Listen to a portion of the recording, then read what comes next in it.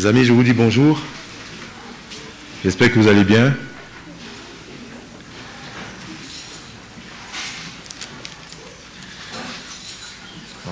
Merci beaucoup.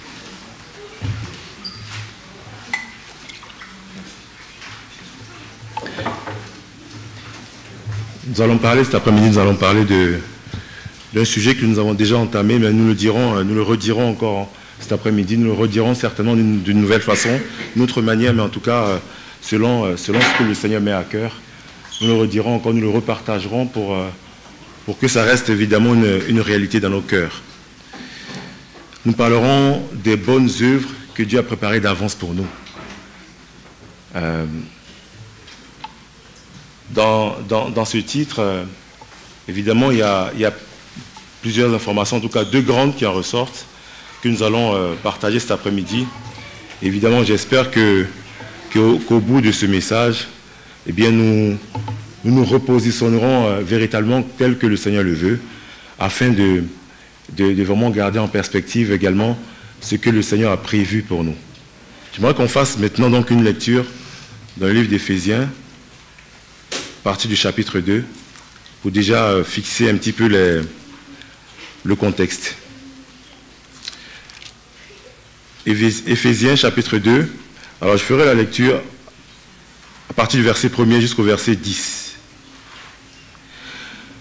Vous qui étiez par vos offenses et par vos péchés, dans lesquels, vous qui étiez morts, par vos offenses et par vos péchés, dans lesquels vous marchiez autrefois, selon le train de ce monde, selon le prince de la puissance de l'air, de l'esprit qui agit maintenant dans les fils de la rébellion. Nous tous aussi, nous étions de leur nombre, et nous vivions autrefois selon les convoitises de notre chair, accomplissant les volontés de la chair et de nos pensées, et nous étions par nature des enfants de colère comme les autres. Mais Dieu qui est riche en miséricorde à cause du grand amour dont il nous a aimés, nous qui étions morts par nos offenses, nous a rendus vivants avec Christ. C'est par grâce que vous êtes sauvés. Il nous a ressuscités ensemble, il nous a fait asseoir ensemble dans les lieux célestes en Jésus-Christ, afin de montrer dans les siècles à venir l'infinie richesse de sa grâce par sa bonté envers nous en Jésus-Christ. Car c'est par la grâce que vous êtes sauvés, par le moyen de la foi. Et cela ne vient pas de vous, c'est le don de Dieu. Ce n'est point par les œuvres afin que personne ne se glorifie, car nous sommes son ouvrage, ayant été créés en Jésus-Christ pour de bonnes œuvres que Dieu a préparées d'avance afin que nous les pratiquions. Amen. J'ai voulu faire cette lecture en fait parce qu'évidemment là-dedans on va retrouver un petit peu le contexte de ce que nous allons partager. Et dans cette lecture en fait, on retrouve le commentaire que Paul fait des hommes, de la situation des hommes. Il différencie ceux qui ont accepté Jésus-Christ, ceux donc qui sont nés de nouveau, et ceux qui n'ont pas accepté Jésus-Christ. La différence est intéressante parce qu'elle permet justement déjà de se positionner et d'éviter de se poser plein de questions ou de s'engager dans des luttes en fait, qui n'ont pas forcément lieu d'être. Il dit, au sujet donc de ceux qui n'ont pas accepté le Seigneur Jésus, il dit qu'ils sont conduits selon le train de ce monde, selon le prince de la puissance de l'air, de l'esprit qui agit maintenant dans les fils de la rébellion. Alors qu'il le confesse ou pas, qu'il l'admette ou pas, qu'il l'accepte ou pas, c'est une réalité. On n'attend pas qu'ils disent oui ou pas. On n'attend pas qu'ils acceptent de croire en cela ou pas. C'est une réalité. Concrètement, toutes leurs décisions, tous leurs choix, tout ce qu'ils peuvent entreprendre en fait, qu'ils le veuillent ou pas, qu'ils en soient conscients ou pas, est totalement sous l'influence de l'adversaire. Ce qui n'est pas le cas de notre vie désormais. Donc, c'est intéressant parce qu'en fait, ça permet d'éviter certains débats parfois inutiles. On va essayer de convaincre en fait des personnes qui en fait, en réalité, sont sous influence, mais qui ne sont pas forcément conscients de cela. Mais nous en sommes conscients parce que c'est une réalité que Dieu nous donne de connaître, de comprendre. Donc ça, c'est la situation en fait de ceux qui n'ont pas accepté Jésus-Christ. Et puis à côté de celle-là, il y a la nôtre. Nous qui avons accepté le Seigneur, nous qui avons été régénérés justement par le Seigneur pour avoir cette nouvelle vie. Nous avons désormais en fait en nous cette transformation miraculeuse au bout de laquelle le Seigneur donc a déposé son esprit en nous et qui fait donc que nous sommes davantage attentifs à ce que Dieu peut faire, à ce que Dieu peut dire, et que nous sommes désormais en capacité en fait de comprendre ce que Dieu dit. Donc c'est donc les deux situations en fait dans lesquelles en fait le monde se trouve. Ceux qui ont accepté le Seigneur et ceux qui n'ont pas accepté le Seigneur. Et donc ceux qui ont accepté le Seigneur, eh bien Dieu a un projet pour eux. Dieu leur dit qu'il a prévu de bonnes œuvres à l'avance qu'ils doivent préparer. Qu'il a préparé, pardon, qu'ils doivent accomplir. Dieu a prévu des choses pour ceux qui ont accepté le Seigneur. Alors, je le dis parce que l'objectif de rappeler cela, en fait, c'est donc, quelque part, un petit peu de nous alerter. Nous alerter, en fait, pas pour qu'on soit inquiet, mais nous alerter, en fait, sur le fait que rien de ce que nous pouvons faire, rien de ce que nous pouvons envisager, par nos propres forces, ne viendrait satisfaire le Seigneur. D'autant que, justement, il a prévu des œuvres à l'avance pour nous. Il les a prévues à l'avance, en fait, parce qu'il est le Dieu qui prévoit tout, il est le Dieu qui conduit toutes choses. Donc, il vient, en fait, nous rassurer afin que nous nous reposons sur lui, qu'on n'a aucun effort à faire. Mais lui a pris tout, en fait. Et justement, pour que nous soyons assurés de faire, en fait, les œuvres qu'il a prévues d'avance, il nous a donné de son esprit, pour nous rendre capables d'aller vers lui, capables de faire ce qu'il désire, capables d'entendre, en fait, ce qu'il dit. Donc, quand le Seigneur nous dit il a prévu des œuvres à l'avance, il faut qu'on soit un petit peu, je dirais, en alerte par rapport à cela. Parce que ça veut dire que dans le monde, enfin, dans la vie, il y a plusieurs œuvres. Il y a les œuvres bonnes que le Père a prévues d'avance, et puis il y a les œuvres mortes. Les œuvres mortes, en fait, ce sont les œuvres qui sont initiées par la chair. Donc si, bien que nous soyons sauvés, bien que nous ayons le Seigneur en nous, si nous ne sommes pas attentifs au Seigneur, nous pourrons accomplir des œuvres qui soient initiées par notre chair. Et là, évidemment, nous ne faisons pas la volonté du Père. Donc c'est pourquoi, donc, en disant qu'il a prévu des œuvres à l'avance pour nous, il vient donc nous alerter sur le fait que, eh bien, les œuvres, en fait, qu'il a prévues et que nous devons donc marcher dans sa direction pour les découvrir. Nous devons donc marcher, en fait, dans sa direction pour éprouver, en fait, ce que nous pouvons avoir, nous, comme décision à faire ou décision à prendre. Nous avons certainement des choix. Mais la volonté de Dieu, c'est que les choix que nous devons faire doivent être soumis au Seigneur. Les décisions que nous devons prendre doivent être abandonnées au Seigneur. Toutes les directions que nous voulons prendre, tout ce que nous voulons engager, tous les projets qu'on doit avoir sont à notre avantage, certainement. Mais nous devons les abandonner au Seigneur et les confronter à la volonté du Seigneur. Les rapprocher de la parole de Dieu, de manière à ce que justement le Seigneur vienne confirmer que ses œuvres, que ses décisions, que ses choix s'inscrivent dans sa volonté et qu'il en soit totalement réjoui. Évidemment, dans la Bible, nous n'avons pas une liste complète ou exhaustive, en fait, de ce qui réjouit le cœur du Seigneur. Nous n'avons pas une liste des œuvres, en fait, que le Seigneur veut qu'on accomplisse. Justement, il fait bien, puisque sa volonté, en fait, c'est que nous soyons à son contact, que nous ayons un corps à corps avec lui, pour découvrir ce qui le réjouit. Amen. On va donc continuer la lecture pour parler maintenant donc du fait que nous sommes son ouvrage. Dans ce qu'il dit donc dans ce verset, car nous sommes son ouvrage ayant été créé en Jésus-Christ pour de bonnes œuvres que Dieu a préparées d'avance. Et donc, il place devant nous deux réalités, deux vérités. Le fait que nous sommes son ouvrage et qu'ensuite nous avons donc des œuvres à préparer, des œuvres à accomplir de sa part. Nous sommes son ouvrage, nous renvoie donc à comprendre que, eh bien, nous sommes le résultat en fait de son projet. Nous sommes le résultat de ce qu'il a accompli, de ce qu'il a réalisé en Jésus-Christ. Le plus grand bien en fait qu'on doit avoir, le plus grand bien que le Seigneur veut nous faire, c'est de nous rappeler que nous sommes son ouvrage. Nous rappeler en fait que nous sommes la conséquence de l'œuvre qu'il a réalisée en Jésus-Christ. C'est un vrai refuge. C'est une parole en fait qui a pour but en fait de nous rassurer. Parce qu'en fait le Seigneur veut que nous soyons capables en fait de nous abandonner totalement à lui.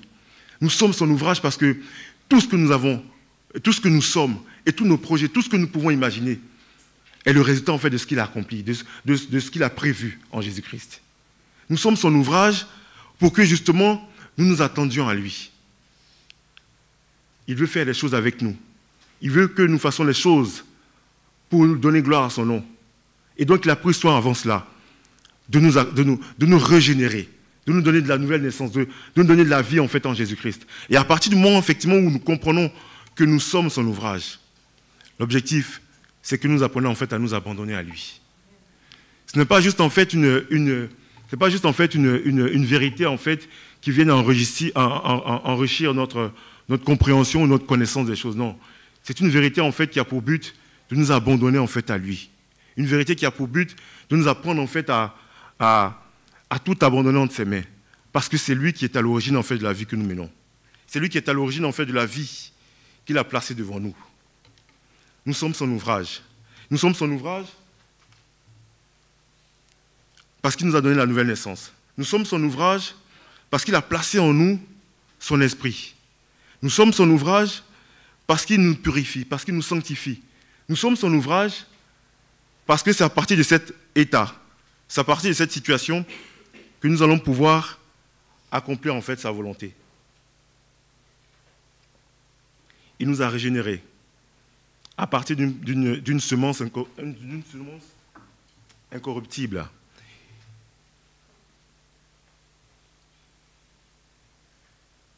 Il nous renouvelle à partir de sa parole. Et sa parole est une semence incorruptible.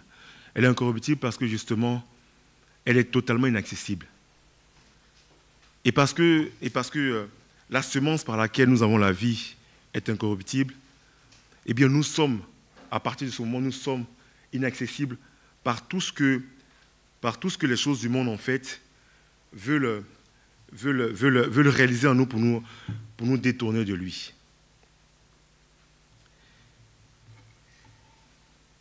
Ce qui est essentiel pour nous, les amis, c'est que en nous ayant régénérés en Jésus-Christ, le Seigneur vient nous donner une position qui échappe totalement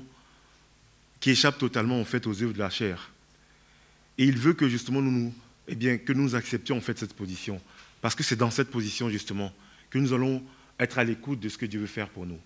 Si nous omettons en fait ce que nous devons faire pour le Seigneur, ce que nous devons faire avec le Seigneur, c'est bien parce que nous avons omis la position que Dieu nous a donnée.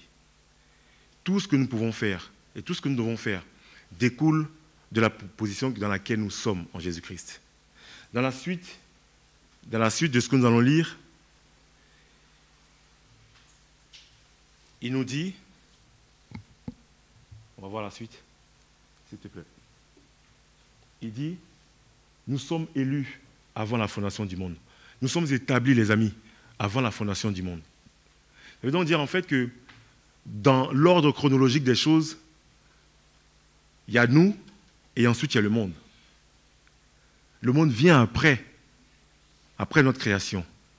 Donc le monde en fait ne vient pas répondre à ce dont nous pouvons avoir besoin. Le monde est cet environnement dans lequel en fait Dieu nous place pour accomplir son œuvre. Donc par cette compréhension chronologique des événements, nous voyons effectivement que le plan du Seigneur, eh bien, c'est justement de nous élever au-dessus de toutes ces choses. Et en nous plaçant dans cette situation, Dieu veut que eh bien, nous nous souvenions de qui nous sommes, de notre identité, de notre position en lui. Il va plus loin en disant donc pour que nous soyons saints et irréprochables devant lui. Il nous a prédestinés dans son amour à être des enfants d'adoption. Tout ce que nous pouvons faire, tout ce que nous pouvons penser en fait, tout ce que nous devons faire, ne peut pas se faire sans nous souvenir de ce que nous sommes. On ne peut pas progresser dans le Seigneur, on ne peut pas progresser en fait dans ce que le Seigneur veut qu'on accomplisse sans nous souvenir de qui nous sommes, sans nous souvenir de ce que Dieu a voulu faire. C'est pourquoi en fait, on revient souvent au plan de Dieu. La Bible décrit le plan de Dieu. Alors évidemment, quand on est jeune chrétien, on a cette fougue et on a envie de voir la gloire de Dieu, on a envie de voir plein de réponses à nos préoccupations.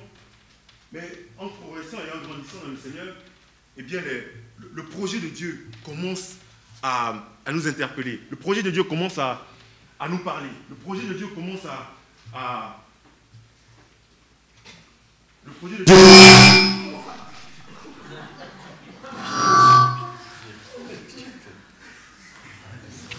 Amen.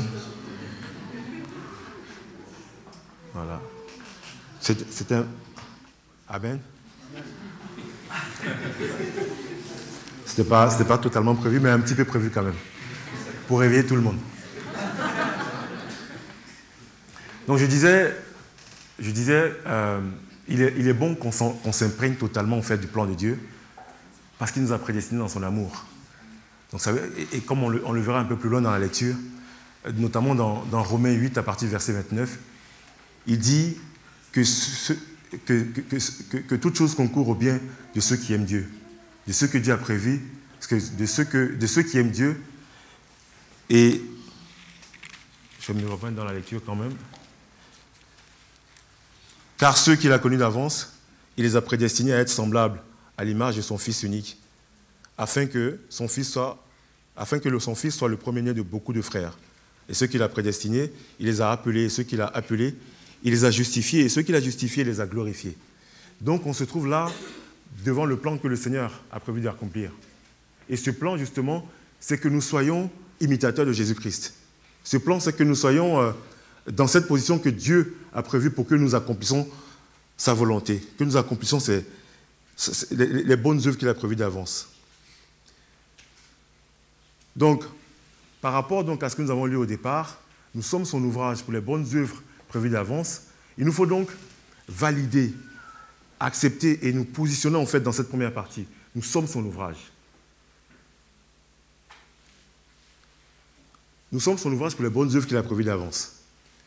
Le fait de ne pas valider cette réalité fait que, eh bien, nous venons en fait au Seigneur constamment et systématiquement avec nos projets, avec nos envies, avec nos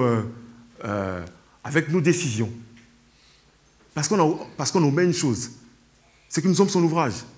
Si j'accepte d'être l'ouvrage de Jésus, si j'accepte d'être l'ouvrage de Dieu, à un moment donné, j'arrive au Père en abandonnant ce que je considère comme étant bon pour moi, en abandonnant ce que je considère comme étant vrai pour moi, comme étant la réalité pour moi. Parce que je suis l'œuvre du Seigneur. Mais si j'omets cette réalité, ou si je la considère comme étant secondaire, mais je viens systématiquement au Seigneur, en fait, avec ma vérité, avec mon projet, avec ce que je considère comme étant bon, ce que je considère comme étant vrai pour moi. Et je me retrouve en fait dans une espèce de discussion, voire de négociation avec Dieu. Parce que c'est mon projet à moi. Et je crois qu'il est bon. Je crois que c'est ce qui est bon pour moi maintenant, Seigneur. Et ce que j'attends de toi, Seigneur, c'est que parce que tu es tout puissant, eh bien que tu accèdes à ce que je te demande. Et donc tu accomplisses par le miracle, en fait, que tu accomplisses mon projet. Mais en réalité, ce n'est pas de ça qu'il s'agit, puisque ce n'est pas le plan du Seigneur. Ce n'est pas le plan du Seigneur. D'autant que justement, il nous explique les choses dans sa parole. Il dit, vous êtes prédestinés avant la fondation du monde. Tu as peut-être des projets dans le monde. Mais moi, j'étais élu avant le monde. Et j'étais élu dans un projet. Alors, ce que je te propose, c'est que tu viennes et qu'on en discute. Parce que j'étais élu avant la fondation du monde. Donc, peut-être que tu ne comprends pas cela, mais il faut qu'on en discute. Et le fait, justement, de s'approcher du Seigneur et de découvrir que, eh bien, on est élu avant la fondation du monde, ça nous amène effectivement à se poser un certain nombre de questions. C'est quoi le projet, donc, du coup, Seigneur? C'est quoi le projet? Parce que mon projet, c'est de me marier, c'est d'avoir une belle carrière, c'est de réaliser tel ou tel projet, de faire telle ou telle chose. Mais, visiblement, à la lecture de ta parole, j'ai le sentiment d'être un petit peu à côté de ce que tu attends de moi. Et effectivement, un homme qui est à côté de ce que Dieu attend de lui est un homme qui ne peut pas être épanoui. Parce qu'à l'image de ce vase, si on n'y met pas ce pourquoi le vase est conçu, si on interroge le vase, il ne sera pas satisfait. Là, à l'intérieur, il y a un petit peu d'eau. Mais si on avait essayé de mettre du gravier qui ne puisse pas rentrer dans le vase, il ne serait pas satisfait, le vase, parce qu'il n'est pas conçu pour ça. Donc, il ne réalise pas ce pourquoi, en fait, il est conçu. Et nous, on n'est pas conçu par Dieu pour nos propres projets. On est conçu par Dieu pour ce qu'on doit découvrir dans la relation qu'on a avec Dieu. Et il vient nous parler de cela. Il dit qu'il nous a conçus avant la fondation du monde. Et il veut que nous soyons des imitateurs de Jésus-Christ.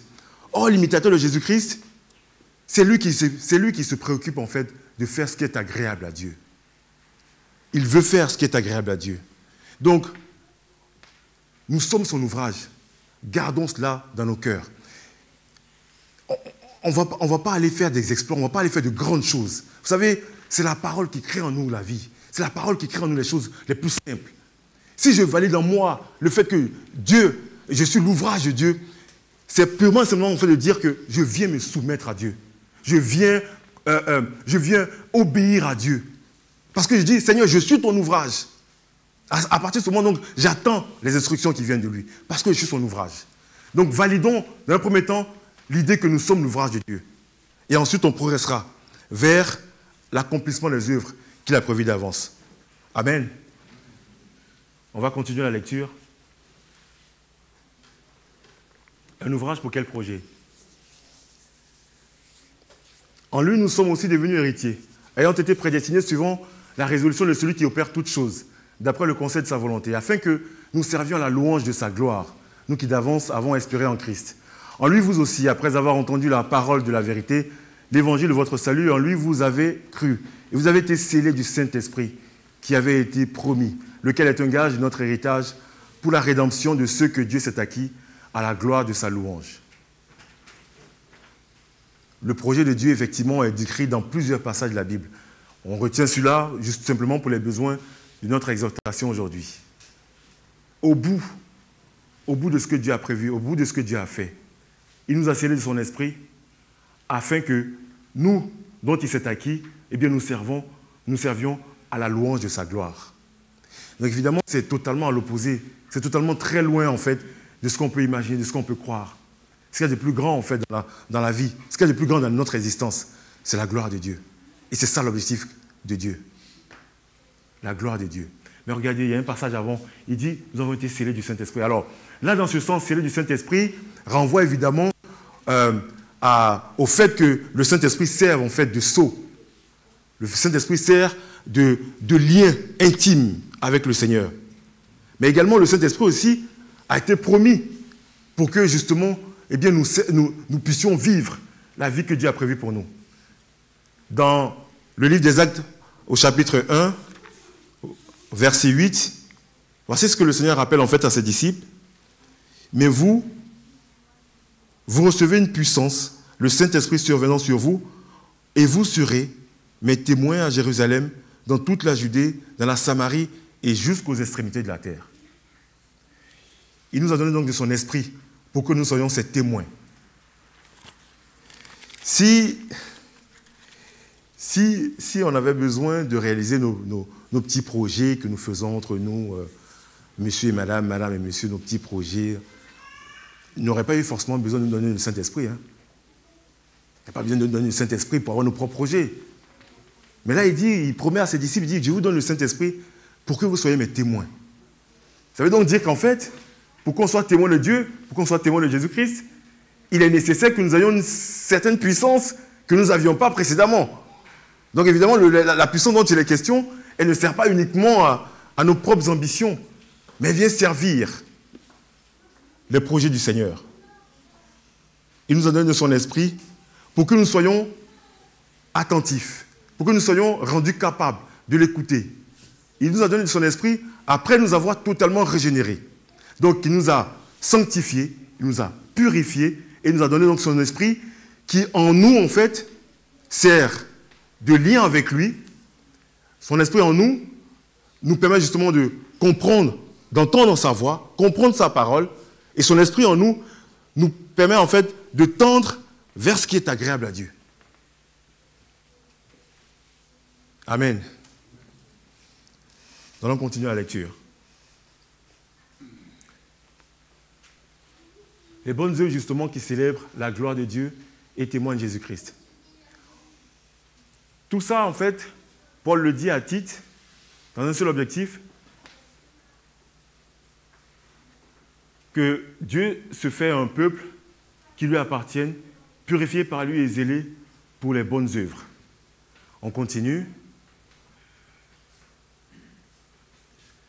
Ainsi, mes bien-aimés, comme vous avez toujours obéi, travaillez à votre salut avec crainte et tremblement, non seulement comme en ma présence, mais bien plus encore maintenant que je suis absent, car c'est Dieu qui produit en vous le vouloir et le faire selon son bon plaisir. On va s'arrêter un petit peu là-dessus.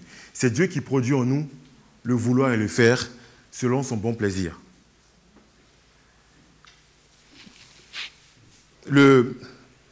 Pour donner plus de sens, et surtout du contexte en fait, à ce qui est dit, il faut peut-être se souvenir un peu d'où viennent en fait les Philippiens. C'est des personnes qui, à la base, comme nous d'ailleurs, ne croyaient pas au Seigneur. Donc ils n'ont pas accepté le Seigneur et donc ils vivent dans une espèce d'idolâtrie. Et qui dit vivre dans l'idolâtrie, dit vivre en fait avec des espèces de monuments ou de statues en fait qui servent de Dieu. Et la différence que Paul explique justement aux chrétiens, c'est de dire que le Dieu en qui nous croyons, le Dieu qui nous a régénérés, le Dieu qui nous a fait grâce en fait, est totalement différent des dieux qu'on peut imaginer. Ce Dieu a une relation intime avec nous. Ce Dieu a pris place au-dedans de nous. D'ailleurs, il dit dans sa parole que nous sommes le temple de son esprit. C'est important en fait, parce que, évidemment, lorsque Paul écrit cela, nous on le comprend un petit peu à distance, mais les destinataires de sa lettre en fait le comprennent mieux. Eux, ils ont l'habitude en fait de vivre avec ces divinités qui sont extérieures. Et ces divinités en fait qui attendent des sacrifices pour apaiser leur colère. Mais des divinités en fait qui sont totalement extérieures en fait à leur vie. Alors qu'en fait, ce que Paul décrit là, il parle d'un Dieu qui a pris place au-dedans de nous. C'est une différence totalement notable par rapport à ce qu'eux ont l'habitude de vivre. Ce Dieu produit en nous. Il produit en nous, il crée en nous en fait un sentiment, il crée en nous une envie. Et cette envie peut être réalisée parce qu'il nous a donné de sa puissance. Il a placé en nous son esprit. Et donc son esprit en fait, non seulement nous donne de comprendre en fait ce que Dieu désire, mais en plus son esprit nous donne la force de pouvoir faire sa volonté.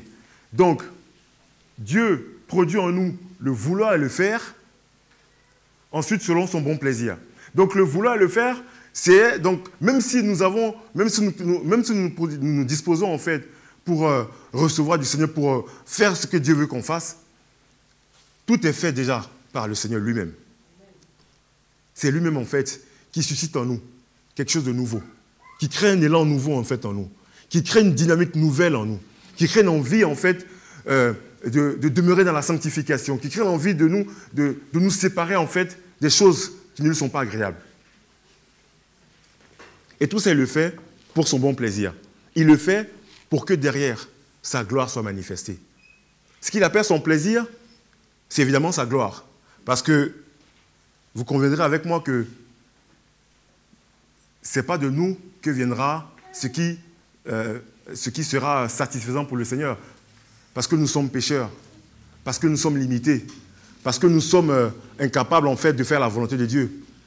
Et du coup donc, lorsqu'on parle de son bon plaisir, on parle surtout de la gloire que Dieu vise.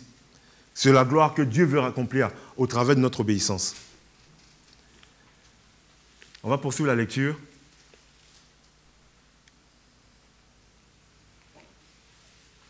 Jacques dit, « Mes frères, que sert-il à quelqu'un de dire qu'il a la foi s'il n'a pas les œuvres?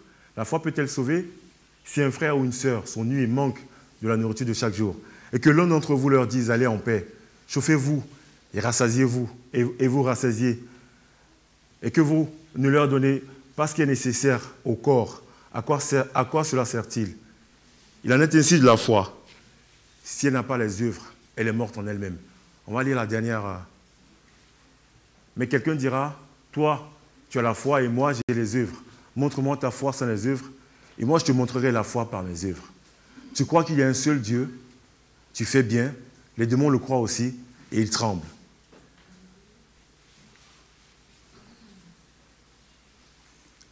L'objectif, en fait, l'objectif de partager cette exhortation, les amis, avec vous, c'est c'est surtout cela, que notre foi soit mise en action.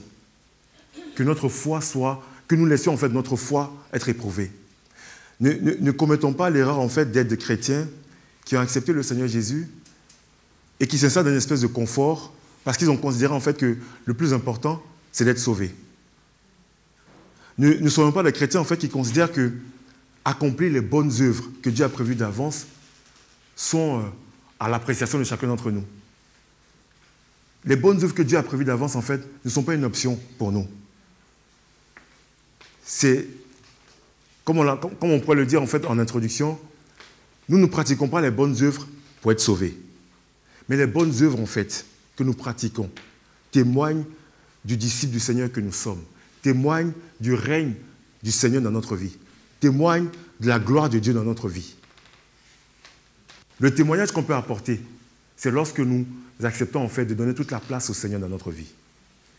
Jacques dit que tu as la foi et que tu ne fasses rien de ta foi et que tu ne te laisses pas totalement guider par le Seigneur, que tu ne donnes pas ta vie entre les mains du Seigneur pour qu'il accomplisse sa volonté, est une foi qui est morte.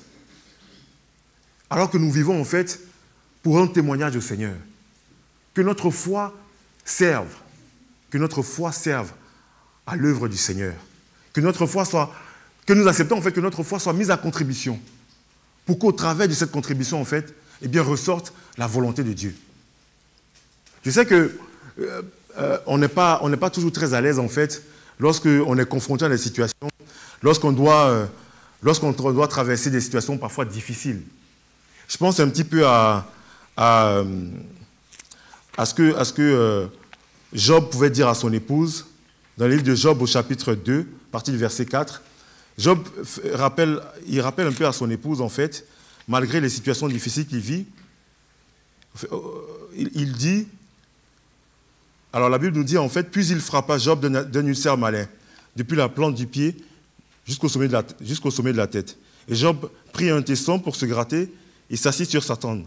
Sa femme lui dit, « Tu demeures ferme dans ton intégrité, maudit Dieu et meurs. » Mais Job lui répondit, « Tu parles comme une femme insensée. Quoi? Nous recevons de Dieu le bien et nous ne recevrions pas aussi le mal. » Il a placé toute sa vie en fait entre les mains du Seigneur. Pas pour considérer que quand les choses ne vont pas bien ou quand il traverse une situation difficile, eh bien c'est le diable. C'est le diable qui agit dans sa vie. Il a considéré que tout ce qui peut lui arriver, eh bien lui arrive en fait du fait de la volonté de Dieu. Il a abandonné totalement toute sa vie au Seigneur, au point où, que ce soit le bien ou le mal, eh bien il attribue au Seigneur.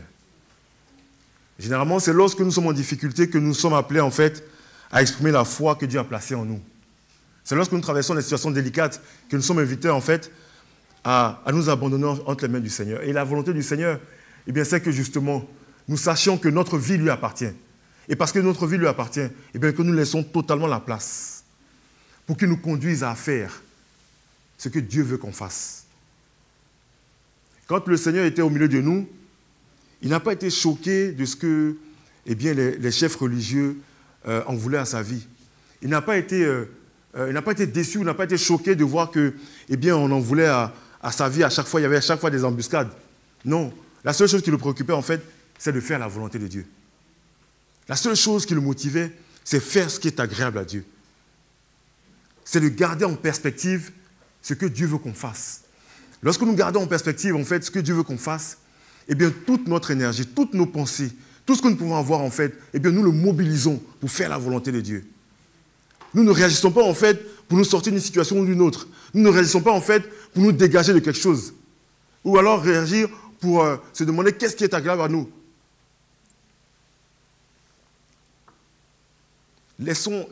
Acceptons, en fait, de placer devant nous la perspective de faire les œuvres que Dieu veut qu'on fasse. Si nous ne les plaçons pas devant nous, il nous arrivera peut-être de les faire accidentellement.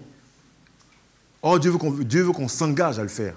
Dieu veut qu'on considère que, eh bien, ma volonté, c'est faire ce qui est agréable à Dieu. Que ma cible, en fait, c'est faire ce qui est agréable à Dieu. Au point où, eh bien, à chaque fois que je dois faire quoi que ce soit, je m'interroge de savoir si c'est agréable à Dieu. Est-ce que ça réjouit le cœur de Dieu? Est-ce que Dieu prend plaisir Est-ce que Dieu prend plaisir? Alors évidemment, à côté de ça, on se dit, mais j'ai d'autres choses à faire dans le monde, mais pourquoi je ne fais pas ci ou pourquoi je ne fais pas ça? Mais on se souvient justement que nous sommes élus avant la fondation du monde.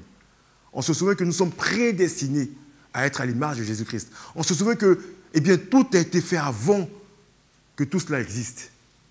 Pour que justement nous comprenions que nous devons échapper à toute forme de pression dans ce monde. Que nous devons échapper en fait à toute forme d'influence. Que nous devons échapper à toute forme d'imitation en fait, qu'on peut avoir dans le monde. Parce que justement, au contraire de ce monde ici, si nous ne gardons pas à l'esprit que nous sommes son ouvrage, nous serons tentés d'imiter les choses dans ce monde. C'est pourquoi le Seigneur nous dit d'être constamment renouvelé par son intelligence, afin de connaître sa volonté, ce qui est bon, agréable et parfait. Que nous allions dans cette direction. Je vais m'arrêter par un dernier verset que Paul adresse à son fils Timothée. 2 Timothée au chapitre 2 à partir du verset 21. Paul dit à Timothée, « Si donc quelqu'un se conserve pur en s'abstenant de ces choses, il sera un vase d'honneur, sanctifié, utile à son maître, propre à toute bonne œuvre. » Il invite Timothée à se garder. Paul invite Timothée à se protéger, à se mettre à l'abri, à se mettre à l'écart en fait des choses qui ne sont pas agréables à Dieu, des choses qui pourraient le souiller, qui pourraient l'éloigner en fait du Seigneur. Il invite Timothée à se garder, à se protéger, pour qu'il soit un instrument, pour qu'il soit un vase d'honneur. Dans le contexte de ce que Paul dit en fait à Timothée, Paul rappelle un petit peu à Timothée en disant, dans une maison, il y a plusieurs vases, il y a plusieurs instruments, il y a plusieurs ustensiles. En revanche, celui qui décide de se garder pour le Seigneur, sera utilisé par le Seigneur. Si justement je ne vis pas pleinement cette vie en fait à faire la volonté de Dieu, je suis en droit de me demander qu'est-ce que j'ai décidé? Quel est le choix que j'ai fait? Est-ce que je me suis contenté de dire que je suis simplement chrétien et qu'à partir de là, c'est largement suffisant? Ou est-ce qu'à un moment donné, je me suis dit, comme Paul a pu le dire à Timothée, je veux me garder, je veux me mettre à l'abri, je veux me mettre à l'écart de tout ce qui peut me souiller pour être un vase d'honneur, sanctifié et utile pour mon Seigneur. Amen. Décidons les amis, engageons-nous. Et ce n'est pas une montagne de s'engager. Ce n'est pas quelque chose d'insurmontable de le décider. Parce que nous sommes faits pour cela. Nous sommes conçus pour cela. Nous sommes conçus pour servir Dieu. Nous sommes conçus et rendus capables de servir Dieu. Il faut simplement en fait que nous le décidions, que nous nous engageons à cela. Alors évidemment, ça va être un peu compliqué, ou on va connaître un petit peu quelques imperfections. Mais ce qui est le plus important, c'est l'engagement que nous allons avoir. Parce que le Seigneur nous soutiendra pour cela. Amen. Que Dieu nous bénisse.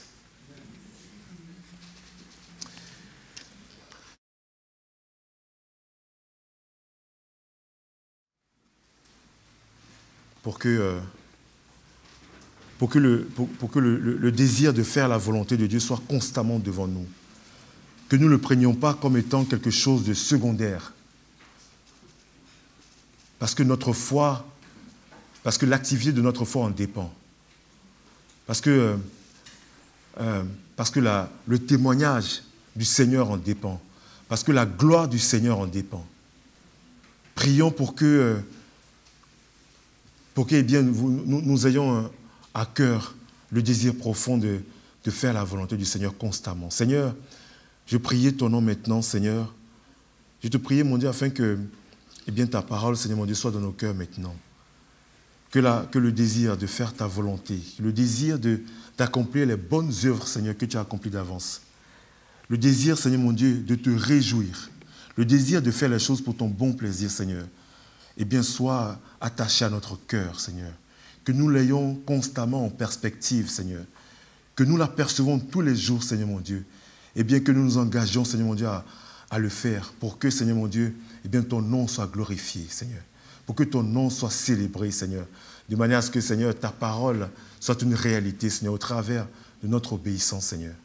Merci pour ta fidélité. Merci, Seigneur mon Dieu, pour ce que tu as déjà entamé, pour ce que tu as déjà réalisé en nous, Seigneur. Merci, Seigneur, pour tes soins, Seigneur. Que toute la gloire te revienne. Au nom de Jésus. Amen.